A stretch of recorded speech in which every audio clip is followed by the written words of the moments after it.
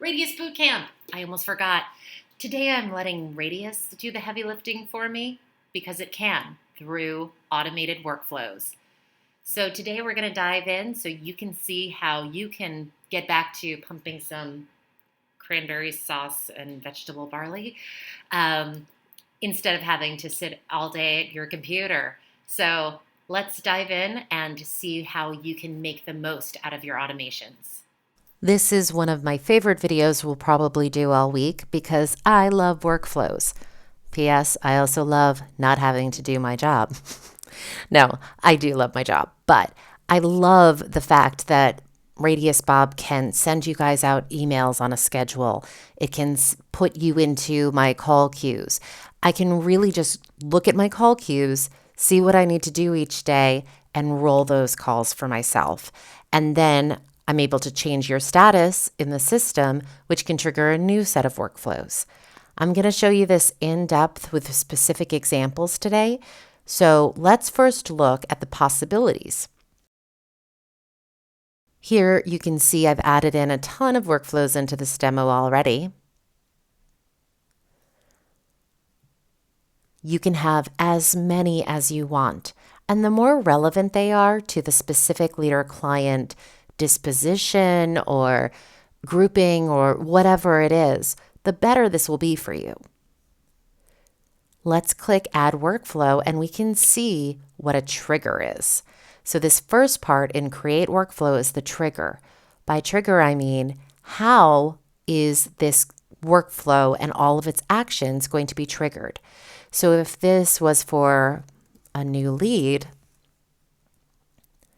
we would stop the workflow if it no longer matches criteria. We don't want them getting actions after maybe we've quoted them, for instance. And then we would say it's for leads with a status of new lead. So that is my trigger set. Another trigger set that you can do would be, let's say, for client maintenance. Obviously, this would be for clients. And then maybe instead of a status of new lead, the trigger could be something to the effect of not updated in X amount of days. Or maybe it's just whenever they become in force that we do want them to get this set of workflow actions. But again, this is the trigger. It's saying who is going to be getting whatever actions we're going to add in here below. So now let's look at the action options. Add an action. You can again create as many actions as you want. So you could create a new task. That could go out minutes through years from the date and time stamp of the trigger being triggered. You would give it a description, a category, and determine who it's for.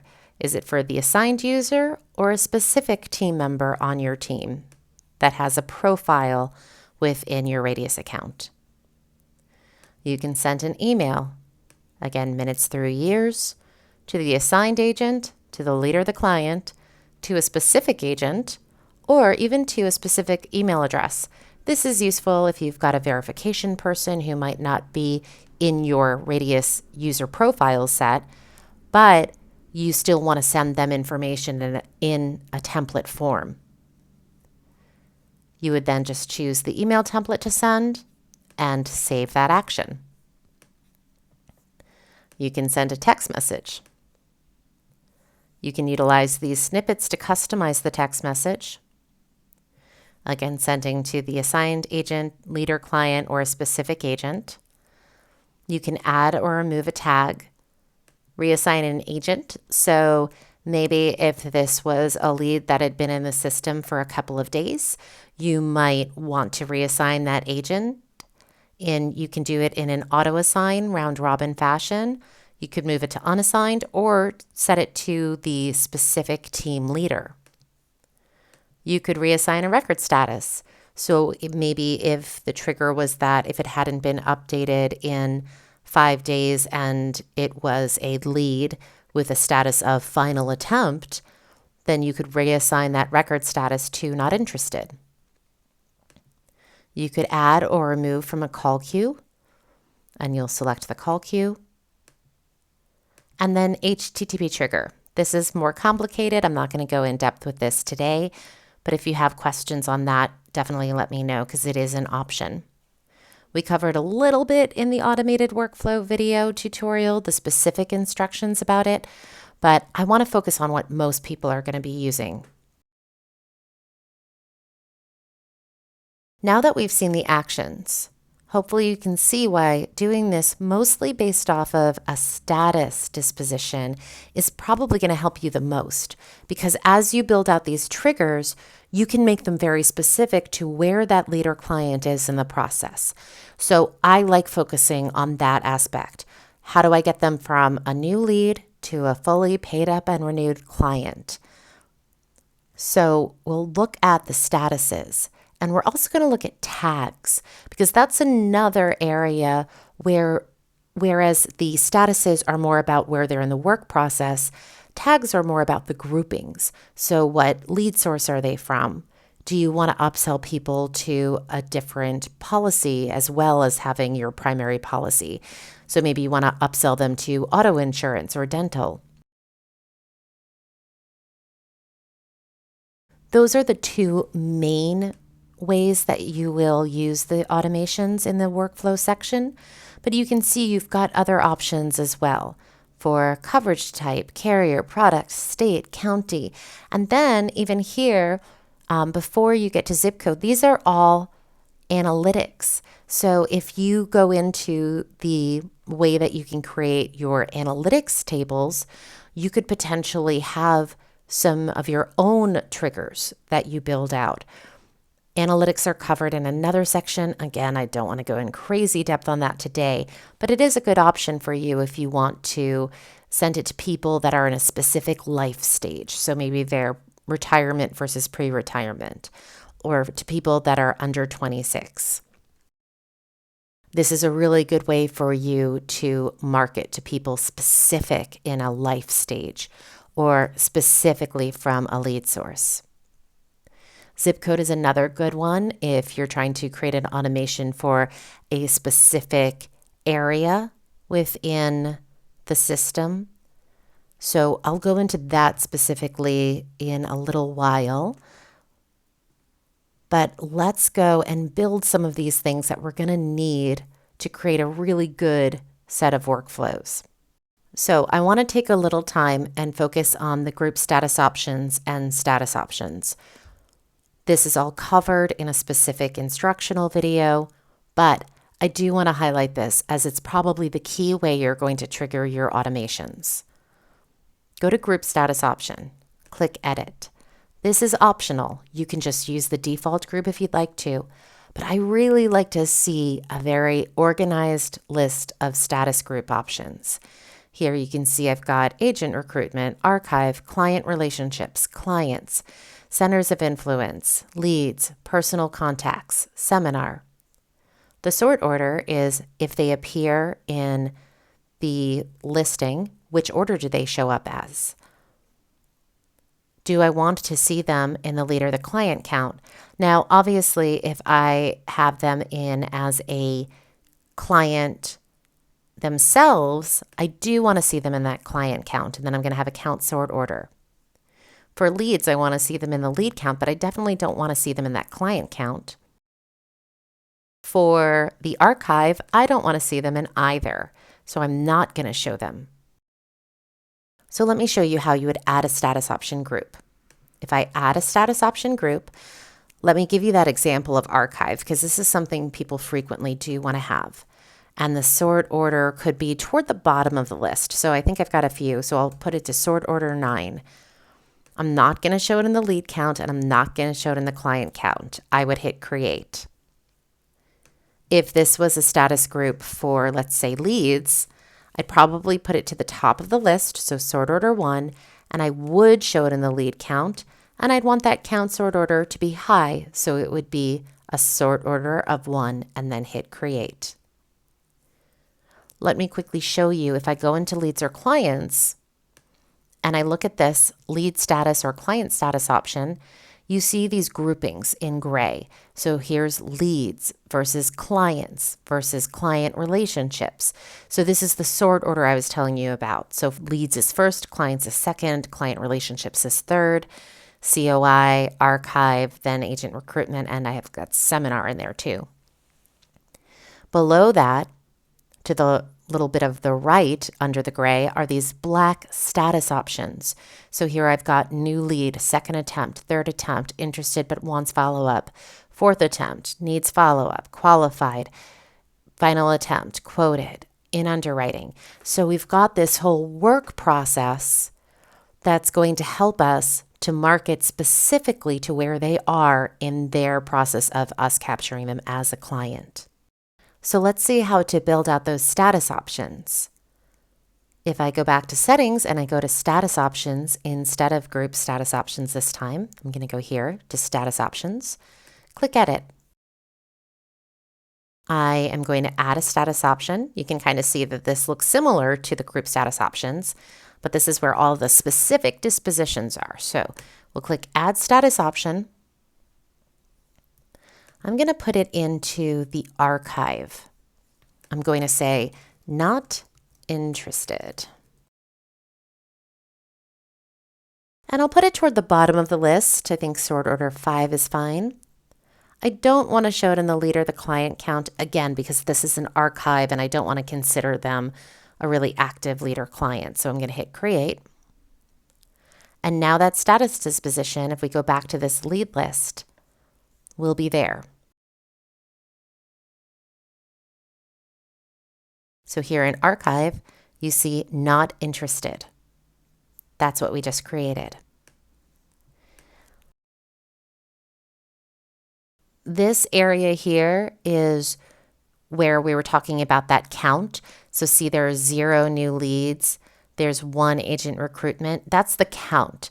So if I change this, so let me change somebody's status to new lead. Maybe I'll change 2 people's. I'm going to bulk update that and change them to new lead and hit submit.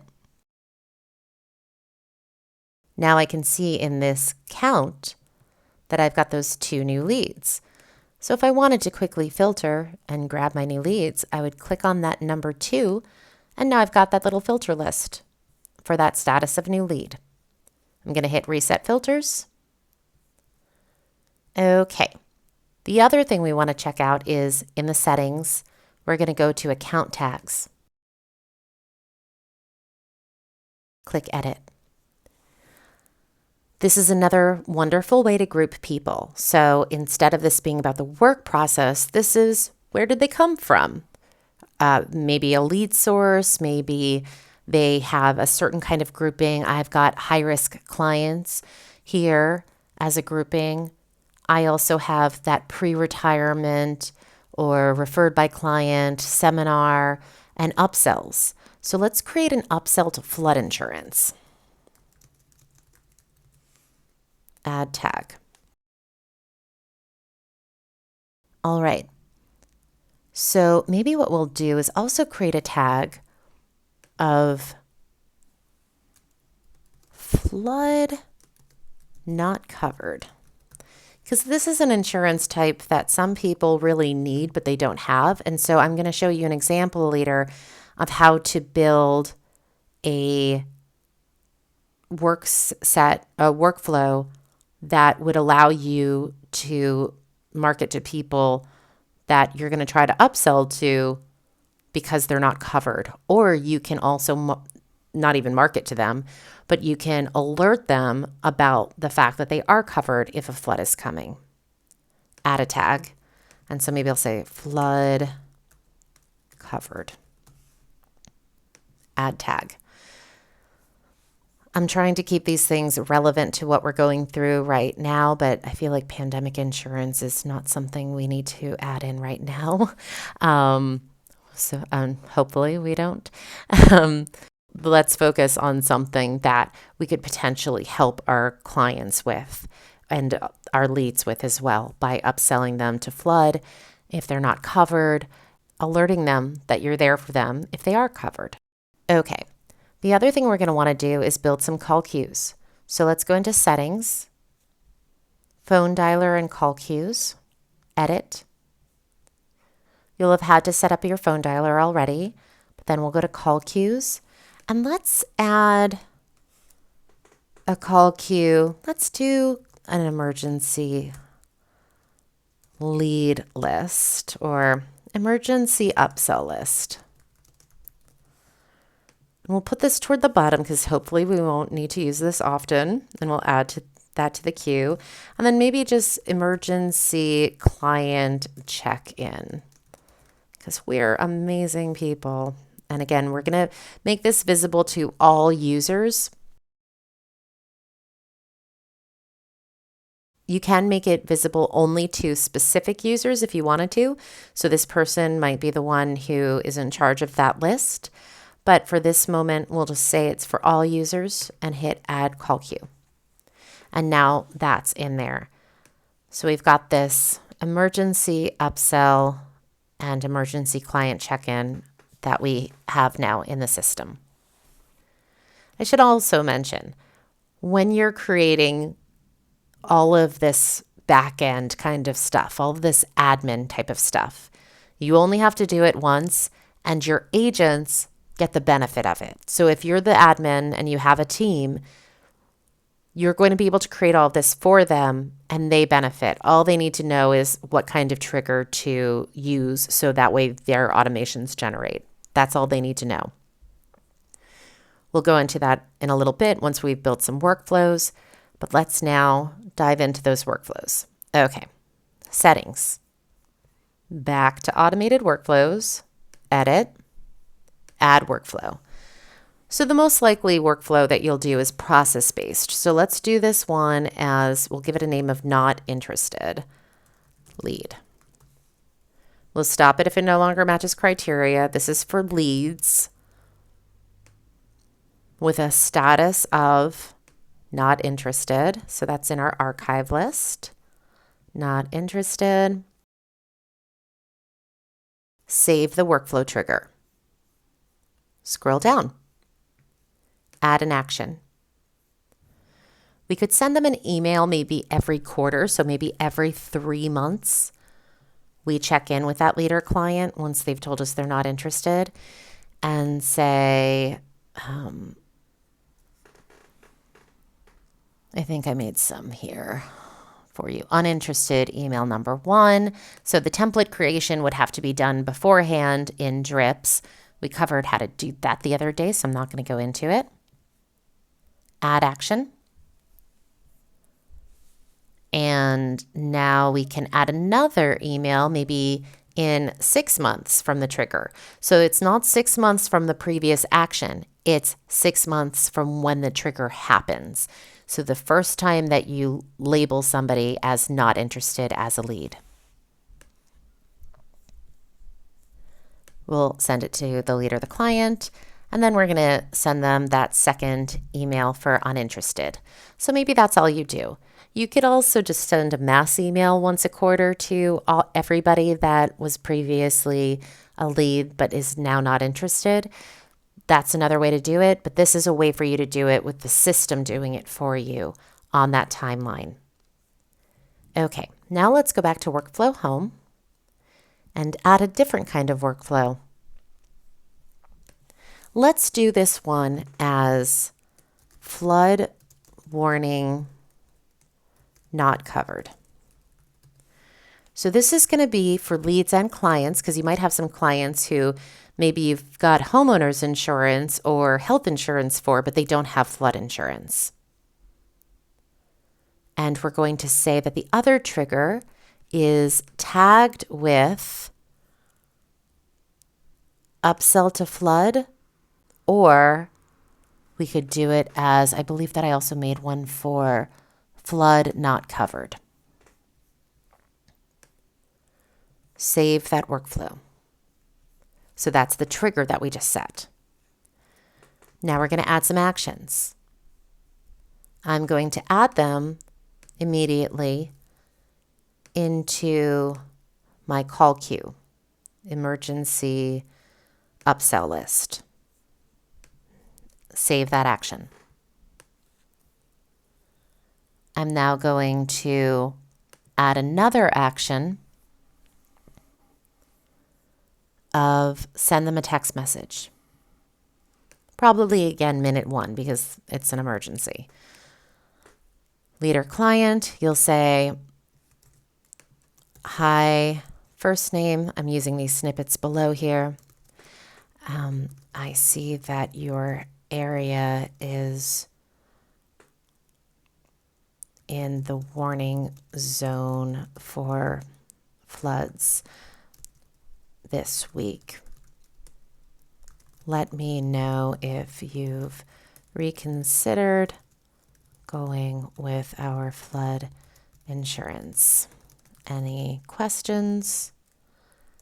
Call or text me.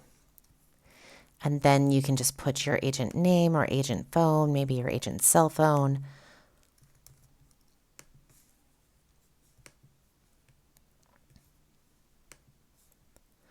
Note that you only have 160 characters in your SMS messages before it segments into 2 different messages.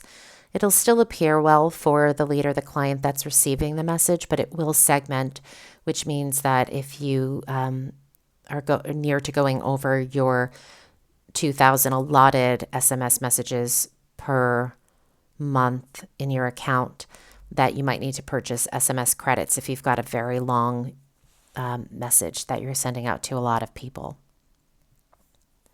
So then we would scroll down and save this action. We'll probably also want to email them. So we'll send them an email. Again, minute 1. I usually don't pile on people as far as like, minute 1 we do this, minute 1 we do that, minute 1 we do this. But in this case, I would say that's probably the most appropriate thing. Usually I do minute 1, an hour later, 3 hours later, so that they've got a rolling experience of it and they don't feel hounded. But in this case, they need to be hounded. And then I would look at for my flood warning not covered email and save that action. So if we scroll down here, we can see the actions, the descriptions, the timing, and then we can edit or delete those. Okay, let's go through, now that we've built this out with all these actions, let's see how we can actually apply this to our leads and clients. So first we would probably need to know who's covered and who's not. So as we're going through our leads and clients, if you cover them, you would set them up with a product or you would set them up with something. But if they're not set up to have their flood insurance through you, you can scroll down here into this tag cloud and say upsell to flood. Let me look here for this. Upsell to flood. So she's an upsell to flood. You can see it right underneath her name. So anytime you call her or open her file, you see the kinds of upsells you could do for this person. I'll go to the next person in the list and just add them into this as well, just so we can see a few people get this upsell to flood. So now I know who is in my upsell group versus who is out of my clients who needs that insurance as well. Okay. Let me put some clients in here as upsell to flood.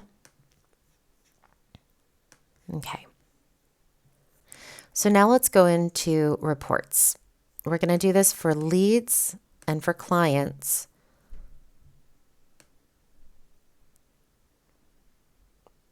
In the flood zone, which in this case we're going to say is Bergen County, we have to select the state first, so it limits the counties that we can search for.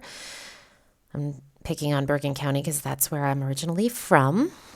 And then I'm going to find the tag of upsell to flood.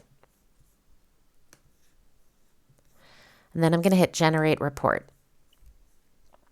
If I scroll down, I'll see the people that match that criteria. They're in Bergen County, and I still need to sell them flood insurance. So what I'm going to do now is select all and bulk update to the trigger that we talked about before. That trigger that we built the workflow on is the tag of flood not covered. So now when I add this tag and hit submit, the workflow for those people is going to be triggered. So now if I go here into their file and I scroll down, I'll see the pending workflows that I have in action. So this should be processing in just a few moments here. But here we can see this workflow flood warning, text message, the email that's going to go out, and them being added into our call queue. We can see that that was triggered at what date and what time in their file as well. So if I go into my call queues and then I look at my emergency upsell list, now those people are here in my list for me to call. They've also probably already gotten their text message and their email. Here we can see that the email was sent. The text message was not sent because it doesn't have a cell phone number in the cell phone field. So that's how you can use these workflows in a more in-depth way. So again, the basic ones that you would usually use are going to be something like new lead, client maintenance, and things like that. Maybe client app submission. Let's look and see what we have in here. So they get added to a call queue, they get sent an email and a text message. Some people like to leave people in their call queues until they've spoken with them. I personally don't like that. The reason being is what I've covered in that automated workflow instructional. I really like having it be that like the status change happens and then they get sent another message. So let me see if I've built this out here in settings, and if I go to automated workflows. So for a new lead, you might send them a first email, then a text message saying something to the effect of, I'll be calling you shortly from this phone number regarding your life insurance or health insurance, whatever, inquiry. I wanted to flag my number as I know many people need to screen their calls. Agent name. Done. So now when you call them, they'll know what you're calling about. So this could be an action where they get the email first introducing you, then they see the text message, and they also get into your first attempt call list. And then if you switch their status to a status of second attempt needed because you've just left them a voice message or something, then what you can do is add a different set of actions where they get removed from the first call queue, added into the second call queue 3 hours later, and maybe sent another text message that says, I just left you a voice message in regards to your quote request. I'm sure you pre-screen your calls. I'll try you back in 3 hours, but my agent phone number is blah, blah, blah. So these are all ways for you to really organize yourself and any agents that you have on your team, so that way it can be really strategic and you're messaging them in a one-to-one relationship. Mass email is great, drips are great, but if you really focus on that one-to-one relationship with your leads and clients, they'll feel more personally taken care of, and then you'll be able to do less work. All you need to do as an agent or an admin, so whoever's doing it, if you're going through your call queue lists, say I'm going through these calls and I hit launch dial queue or I start calling these people. So I do this and I don't get them. If I've got the VIOP, I'll drop in a message. Please leave a message with your name, phone number. And so say I dropped in that message And then I just change their status to second attempt needed. Boom, done. They're removed from that first call queue now, and I can go on to the next person. And in 3 hours, they're going to be in my second attempt call queue. So I don't have to think about it. All I've got to do is keep going through my call queues and getting them done. That is what I love about the system so much. For me, it's a little different because I'm working as somebody who's going through the welcome calls and end of trial and client check-ins. So those are my kinds of lists. Yours are different, but my method is going to be a similar one to yours. You want to try them a few times. I don't want to leave my leads or new trial members hanging. I want to make sure that they have what they need and they're getting the setup tutorial emails and they're getting the information about the dialer. I want them to get all of that, but I also don't want to overwhelm them with information by piling on email after email or phone call after phone call. So I really use this automated workflow experience so that way I'm serving my leads and my clients the best I possibly can. And I edit them all the time. I go into settings, and again, the reason why I'm so obsessed with automated workflows is when I click edit and then I go into one of the workflows and I hit edit again, I can see all the actions. That was a very bad example. Let me go back. New leads. I know there were a bunch there. So take two. I can see all the actions and when they're happening. And if that timing isn't serving me, I'm going to edit it. And I'm going to say, I want that email to go out immediately, not minute one. So 0 minutes. And then I'm going to save that action. I want that text message to go out 0 minutes and save that action. So you can really make this something where you are monitoring and editing and really creating a wonderful well, I wouldn't say insurance is a wonderful experience for anybody, but as best of an experience as you can possibly make for your leads and clients so they want to do business with you as opposed to somebody else who's just mass calling them or mass emailing them without regard to what their specific needs are. All right. I hope that's been helpful. Please ask me questions. Oh, I wanted to remind you guys, I might have said it earlier, but these automated workflows are not retroactive.